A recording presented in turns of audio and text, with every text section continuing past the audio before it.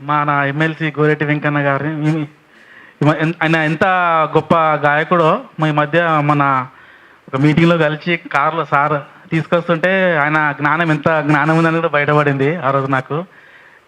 అయితే ఇంకోటి ఏంటంటే ఎంత హంబుల్గా ఉన్నారని కూడా ఆ రోజు తెలిసిండే ఒక ఎమ్మెల్సీలా బిహేవ్ చేయాలి. అయితే సార్ కానీ ఇందాక మన అలజడి మన ఎవరు ప్రొడ్యూసర్ సార్ తమ్మారెడ్డి భరద్వాజ గారు పరిస్థితి ఎట్లుందంటే అలజడిలో భానుచందర్ గారి పరిస్థితి మా తిరుమల జయదేవ్ తిరుమల రంగుల పరిస్థితి ఒకటిలాగా అనిపిస్తుంది ఇప్పుడు ఈ సిచ్యువేషన్ చూస్తుంటే.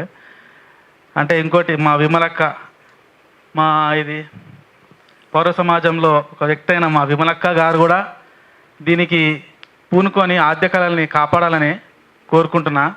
అయితే మా నాన్న రాసిన కొన్ని కవితలు ఈ సిచ్యువేషన్కి యాప్ట్గా ఉన్నాయేమో అనిపించింది. ఇంకొకటి ఏంటంటే ఇక్కడ మా బెల్లి లలితక్క లేకపోయినా మా దాసోజు లలితక్కని వాళ్ళు చూసుకుంటూ ఇక్కడ అందరు పెద్దలకు కూడా నమస్తే. అందరు పెద్ద పెద్ద వాళ్ళు ఉన్నారు. మన సార్ మన భోజనం నేను చూసిన ఇంటర్వ్యూ కూడా మా సార్ ఎప్పటి నుంచో తెలుసు. అయితే కవిత ద్వారా చెప్దాం అనుకున్నాం కానీ చెప్పాల్సి వచ్చింది ఎందుకంటే ఇది ఇంపార్టెంట్ కాబట్టి తొందరగా ముగిస్తా. హెచ్చరిక అని కవిత రాసుకున్నా నాన్న ఒకటి. మా అభయమే మీ విజయం, మా సమరమే మీ కిరీటం, గుర్తుంచుకోండి మర్చిపోకండి. నిగ్రహంతో విగ్రహాన్ని ప్రతిష్ఠించింది మా పైన ఆగ్రహానికి కాదు. ప్రస్తుతం కోవల వెలుపల కేవలం కావలి కాస్తున్నాం, కల్మషం లేక చూస్తున్నాం. కనకవర్షం లాంటి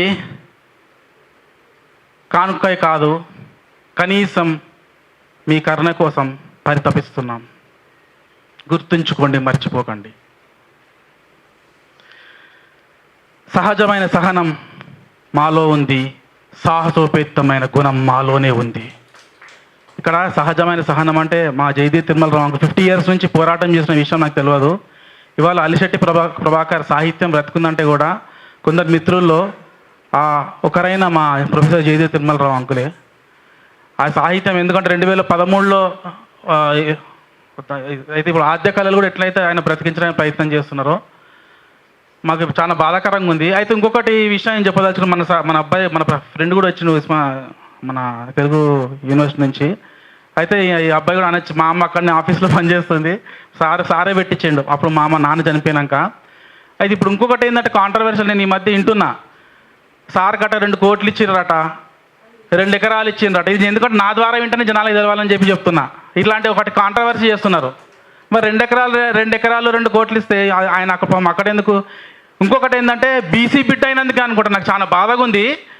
మా అయితే నా మాట్లాడదన్నాడు కానీ నేను మాట్లాడతా, ఒక ఎడిట్ చేసుకోండి. ఈ సార్ని చూసినాక నాకు ధైర్యం వచ్చింది. ఇందాక సార్ గట్టిగా మాట్లాడినారు, చాలా బాధగా ఉంది.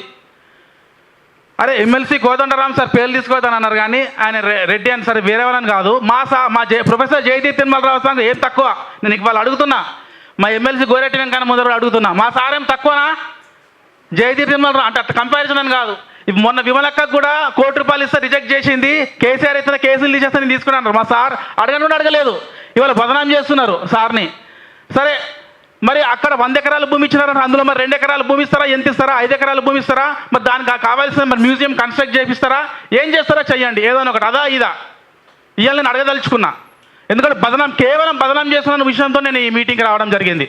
నేను వాయిద్యాన్ని ఫోన్ చేసి అడిగినా బాధేసింది. అయితే ఇది కానీ 2028 అంతవరకు కూడా వెయిట్ చేయము. 2028-29 మాత్రం మనదే వస్తుంది ప్రభుత్వం. SC ST JSCలు కలుస్తాయి, బీసీవి ఖచ్చితంగా ఇది మాత్రం ఏర్పడుతుంది. ఇది ఇప్పుడే కావాలి.